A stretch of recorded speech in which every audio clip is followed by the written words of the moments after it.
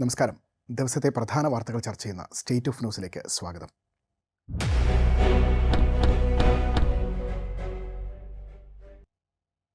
പതിവ് പോലെ UDFിൽ സീറ്റ് വിഭജന ചർച്ചകളും തർക്കങ്ങളും തുടരുകയാണ്. ആദിവാസി നേതാവ് CK ജാനുവിന് മത്സരിക്കാൻ സീറ്റ് നൽകാനാവില്ലെന്ന് UDF തീരുമാനമെടുത്തതായാണ് വിവരം.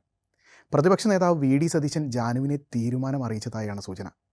അടുത്തിടെ UDFിൽ അസോസിയേറ്റ് അംഗമായ CK ജാനുവിൻ്റെ ജനാധിപത്യ രാഷ്ട്രീയ സഭ മാനന്തവാടി ബാലുശ്ശേരി സീറ്റുകൾ ആവശ്യപ്പെട്ടിരുന്നു.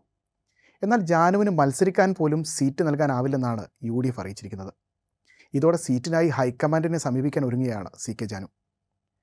പ്രധാന ഘടകകക്ഷികളായ കേരള കോൺഗ്രസ് ജോസഫും മുസ്ലിം ലീഗ് എന്നിവരുമായുള്ള ചർച്ചകളിലെ അനിശ്ചിതത്വവും മുന്നണിയെ സമ്മർദ്ദത്തിലാക്കുന്നുണ്ട്.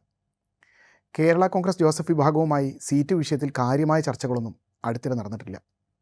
മനഃപൂർവ്വം ചർച്ചകൾ നീട്ടിക്കൊണ്ടുപോയി ജോസഫ് ഗ്രൂപ്പിനെ കൊണ്ട് വിട്ടുവീഴ്ചകൾ ചെയ്യിക്കാനുള്ള കോൺഗ്രസിൻ്റെ തന്ത്രമാണിതെന്നാണ് വിലയിരുത്തൽ.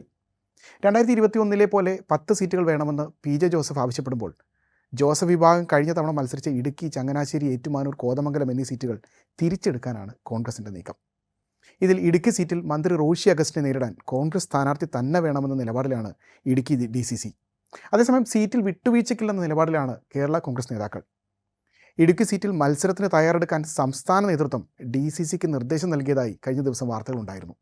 എന്നാൽ അങ്ങനെ നിർദ്ദേശമില്ലെന്നും ഇടുക്കിയുടെ കാര്യം ചർച്ച ചെയ്ത് തീരുമാനിക്കുമെന്നുമാണ് കോൺഗ്രസിൻ്റെ ജില്ലാ നേതാക്കൾ പറയുന്നത്. കേരള കോൺഗ്രസ് അനൂപ് ജേക്കബ് വിഭാഗം ഇതിനകം പിറവത്തിനും കോതമംഗലത്തിനുമായി അവകാശവാദവും ഉന്നയിച്ചിട്ടുണ്ട്. എന്നാൽ കോൺഗ്രസ് പിറവം സീറ്റിൽ മാത്രമേ നിലവിൽ ഉറപ്പ് നൽകിയിട്ടുള്ളൂ. കോഴിക്കോട് ജില്ലയിലെ തിരുവമ്പാടി സീറ്റ് മുസ്ലിം ലീഗിൽ നിന്ന് ഏറ്റെടുക്കാനുള്ള കോൺഗ്രസ് നീക്കവും മുന്നണിയിൽ ചർച്ചയാവുന്ന വിഷയമാണ്. തിരുവമ്പാടി വിട്ടുകൊടുത്താൽ പകരം തവനൂർ ലഭിക്കണമെന്ന് ലീഗ് ആഗ്രഹിക്കുന്നുണ്ടെങ്കിലും കോൺഗ്രസ് അതിന് തയ്യാറല്ല. നിലവിലെ വിവരങ്ങൾ പ്രകാരം ലീഗ് 27 സീറ്റുകളിൽ മത്സരിക്കാനാണ് പ്രാഥമികമായുള്ള ധാരണ. തിരുവമ്പാടിയുടെ കാര്യത്തിൽ വിട്ടുവീഴ്ച ഉണ്ടായാൽ ഇന്ന് അന്തിമ ധാരണയായേക്കുമെന്നാണ് കരുതുന്നത്.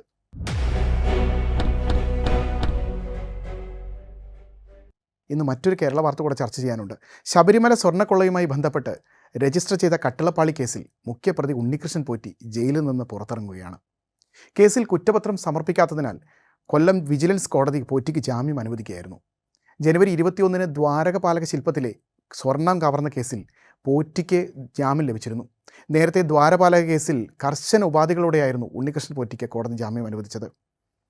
90 ദിവസത്തിലധികമായി ജയിലിൽ കഴിയുകയാണ് ഉണ്ണികൃഷ്ണൻ പോറ്റി. കട്ടളപ്പാളി കേസിൽ കൂടി ജാമ്യം ലഭിച്ചതോടെ പോറ്റിക്ക് പുറത്തിറങ്ങാനാകും.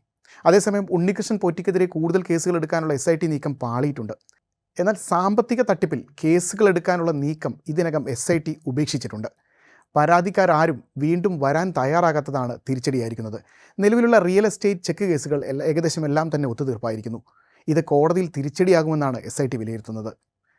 ശബരിമല സ്വർണ്ണക്കൊള്ള കേസിൽ ദേവസ്വം ബോർഡ് മുൻ അഡ്മിനിസ്ട്രേറ്റീവ് ഓഫീസർ മുരാരി ബാബുവായിരുന്നു ജാമ്യം ലഭിച്ച് പുറത്തിറങ്ങിയ ആദ്യ പ്രതി. ദ്വാരപാലക കേസിൽ ജാമ്യം ലഭിച്ചതിന് പിന്നാലെ കട്ടളപ്പാളി കേസിലും മുരാരി ബാബുവിന് ജാമ്യം ലഭിക്കുകയായിരുന്നു. മുരാരി ബാബുവിന് പിന്നാലെ ദേവസ്വം ബോർഡ് മുൻ അഡ്മിനിസ്ട്രേറ്റീവ് ഓഫീസർ S ശ്രീകുമാറിനും ജാമ്യം ലഭിച്ചിട്ടുണ്ട്. അറസ്റ്റിലായി 43-ാം ദിവസമാണ് ശ്രീകുമാറിന് ജാമ്യം ലഭിക്കുന്നത്. അത് ജനുവരി 29-നായിരുന്നു. മുൻ എക്സിക്യൂട്ടീവ് ഓഫീസർ സുധീഷ് കുമാറായിരുന്നു മൂന്നാമത് ജാമ്യം ലഭിച്ച് പുറത്തിറങ്ങിയ ആൾ. ആദ്യം ദ്വാരപാലക കേസിലും പിന്നാലെ ഫെബ്രുവരി 2 കട്ടളപ്പാളി കേസിലും സുധീഷ് കുമാറിന് കൊല്ലം വിജിലൻസ് കോടതി ജാമ്യം അനുവദിക്കുകയായിരുന്നു. ശബരിമല സ്വർണ്ണക്കൊള്ള കേസിൽ CBI അന്വേഷണം ആവശ്യപ്പെട്ട് BJP അധ്യക്ഷൻ രാജീവ് ചന്ദ്രശേഖർ അടക്കമുള്ളവർ നൽകിയ ഹർജികൾ ദേവസ്വം ബെഞ്ച് തള്ളിയിരുന്നു. നിസ്സാരമായ കാര്യങ്ങൾ മുൻനിർത്തി CBI അന്വേഷണം ആവശ്യപ്പെടരുതെന്ന് ഹർജിക്കാരോട് ഹൈക്കോടതി പറഞ്ഞിരുന്നു. SIT അന്വേഷണം നടത്തുന്നത് ഹൈക്കോടതിയുടെ മേൽനോട്ടത്തിലാണെന്നും അന്വേഷണം എങ്ങനെയാണ് മുന്നോട്ട് പോകുന്നതെന്ന് ദേവസ്വം ബെഞ്ചിന് അറിയാമെന്നും കോടതി വ്യക്തമാക്കുകയും ചെയ്തിരുന്നു.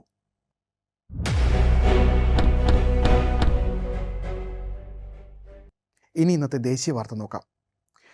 രൂക്ഷമായ പ്രതിപക്ഷ പ്രതിഷേധത്തിനിടെ 2ാം ദിവസവും പാർലമെൻറ്റിൽ ഇരു സഭകളുടെയും സമ്മേളനം തുടക്കത്തിലെ തടസ്സപ്പെടുന്നതായിരുന്നു കാഴ്ച. നരവനെയുടെ വെളിപ്പെടുത്തലും ഇന്ത്യ-US വ്യാപാര കരാറിലെ അവ്യക്തതയും ഉയർത്തി പ്രതിപക്ഷം വ്യാഴാഴ്ചയും പ്രതിഷേധിക്കുകയായിരുന്നു. സമ്മേളിച്ച 1 മിനിറ്റ് കൊണ്ടാണ് വ്യാഴാഴ്ച ലോക്സഭ പിരിഞ്ഞത്. ബഹളമായതോടെ സഭ 12 മണിവരെ പിരിഞ്ഞതായി സ്പീക്കർ പ്രഖ്യാപിക്കുകയായിരുന്നു. പിന്നീട് പ്രധാനമന്ത്രിയുടെ മറുപടി പ്രസംഗമില്ലാതെ നന്ദി പ്രമേയം പാസാക്കുകയും ചെയ്തു. 2020 ഇന്ത്യ-ചൈന സംഘർഷത്തെക്കുറിച്ച് മുൻ കരസേനാ മേധാവി ജനറൽ MM നരവനെയുടെ ഓർമ്മക്കുറിപ്പ് ഉദ്ധരിക്കുന്നതിൽ നിന്ന് പ്രതിപക്ഷ നേതാവ് മല്ലികാർജ്ജുൻ ഖാർഗെ വിലക്കിയതിന് പിന്നാലെയാണ് കോൺഗ്രസിൻ്റെ നേതൃത്വത്തിലുള്ള പ്രതിപക്ഷം വ്യാഴാഴ്ച രാജ്യസഭയിൽ നിന്ന് വാക്കൗട്ട് നടത്തിയത്. കോൺഗ്രസ് നേതാവ് രാഹുൽ ഗാന്ധിയെ ലോക്സഭയിൽ സംസാരിക്കുന്നതിൽ നിന്ന് തടഞ്ഞ വിഷയം ഖാർഗെ ഉയർത്തിയതോടെ രാജ്യസഭയിൽ ബഹളം ആരംഭിക്കുകയായിരുന്നു. ലോക്സഭയിലെ വിഷയം രാജ്യസഭയിൽ ചർച്ച ചെയ്യാനാവില്ലെന്ന് BJP അധ്യക്ഷൻ JP നദ്ദ അടക്കമുള്ളവർ നിലപാടെടുത്തത് പ്രതിപക്ഷത്തെ ചില്ലറയൊന്നുമല്ല ചൊടിപ്പിച്ചത്.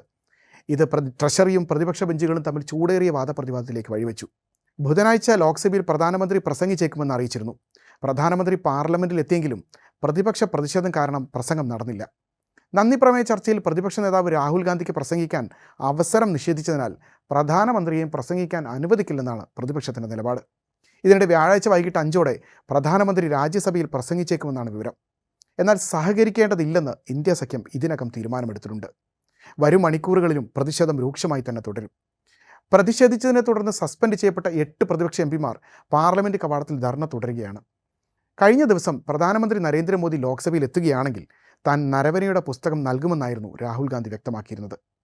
മുമ്പ് രാഹുൽ ഗാന്ധി സീറ്റിൽ നിന്ന് എഴുന്നേറ്റ് പ്രധാനമന്ത്രിയെ കെട്ടിപ്പിടിച്ച രംഗം വീണ്ടും ആവർത്തിക്കാതിരിക്കാൻ ഭരണപക്ഷം വലിയ ജാഗ്രത കാണിച്ചിരുന്നു എന്ന് വേണം കരുതാൻ.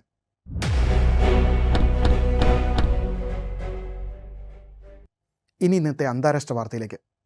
ഇന്ത്യ-US വ്യാപാര കരാറിൽ ട്രംപിൻ്റെ അവകാശവാദങ്ങളോട് റഷ്യ പ്രതികരിച്ചിരിക്കുകയാണ്. ഇന്ത്യക്ക് ഏത് രാജ്യത്തു നിന്നും എണ്ണ വാങ്ങാനുള്ള സ്വാതന്ത്ര്യമുണ്ട്. റഷ്യ മാത്രമല്ല ഇന്ത്യക്ക് എണ്ണ വിതരണം ചെയ്യുന്നതെന്നും അതിനാൽ വിതരണക്കാരെ മാറ്റാനുള്ള ഇന്ത്യയുടെ തീരുമാനത്തിൽ പുതുമയില്ലെന്നുമാണ് റഷ്യൻ സർക്കാർ അറിയിക്കുന്നത്. ഇന്ത്യ-US വ്യാപാര കരാർ അന്തിമമായതിന് പിന്നാലെ റഷ്യൻ എണ്ണ വാങ്ങുന്നതിൽ നിന്ന് ഇന്ത്യ പിന്മാറുമെന്നായിരുന്നു വൈറ്റ് ഹൗസിൻ്റെ അവകാശവാദം. US വ്യാപാര കരാറിലെ ഇതടക്കം വിവാദ വ്യവസ്ഥകളുമായി ബന്ധപ്പെട്ട് കേന്ദ്ര സർക്കാർ ഇതുവരെ വ്യക്തത വരുത്തിയിട്ടില്ല. ഇതിനിടെയാണ് റഷ്യയുടെ പ്രതികരണം എത്തുന്നത്. റഷ്യ ഇന്ത്യയുടെ എണ്ണയുടെയും പെട്രോളിയം ഉൽപ്പന്നങ്ങളുടെയും ഏക വിതരണക്കാരല്ലെന്ന് ബോധ്യമുണ്ട്. ഇന്ത്യ ഈ ഉൽപ്പന്നങ്ങൾ എപ്പോഴും മറ്റു രാജ്യങ്ങളിൽ നിന്നും വാങ്ങാറുമുണ്ട്. ഇതൊക്കെ കൊണ്ട് തന്നെ പുതിയതായി ഒന്നും കരാറിൽ കാണാനാവുന്നില്ലെന്നാണ് ക്രെംലിൻ വക്താവ് ദിമിത്രി പെസ്കോവിൻ്റെ പ്രതികരണം. ഇന്ത്യൻ റിഫൈനറികൾക്ക് റഷ്യൻ ക്രൂഡ് ഇറക്കുമതി പൂർണ്ണമായി നിർത്താൻ കഴിയില്ലെന്നാണ് റഷ്യൻ നാഷണൽ എനർജി സെക്യൂരിറ്റി ഫണ്ടിൻ്റെ വിദഗ്ധനായ ഇഗോർ യുഷ്കോവും വ്യക്തമാക്കുന്നത്. റഷ്യ വിതരണം ചെയ്യുന്ന യുറാൾഡ് ക്രൂഡ് വ്യത്യസ്തമായ ഘടനയുള്ളതാണെന്നും അദ്ദേഹം ചൂണ്ടിക്കാണിക്കുന്നു.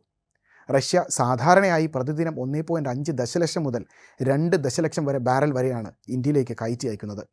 ഈ ആവശ്യകത നിറവേറ്റാൻ US-നാവില്ലെന്നും ഇഗോർ യുഷ്കോവ് പറയുന്നുണ്ട്. ഇന്ത്യ-US വ്യാപാര കരാറിൽ തീരുമാനമായതിന് പിന്നാലെയാണ് ഇന്ത്യ റഷ്യയിൽ നിന്നും എണ്ണ വാങ്ങില്ലെന്ന അവകാശവാദവുമായി വൈറ്റ് ഹൗസ് രംഗത്തെത്തിയത്. റഷ്യൻ എണ്ണ ഇറക്കുമതി ചെയ്യുന്നതിൻ്റെ പേരിലാണ് കഴിഞ്ഞ വർഷം ട്രംപ് ഇന്ത്യക്ക് മേൽ 25% പിഴച്ചുങ്കം ചുമത്തിയത്.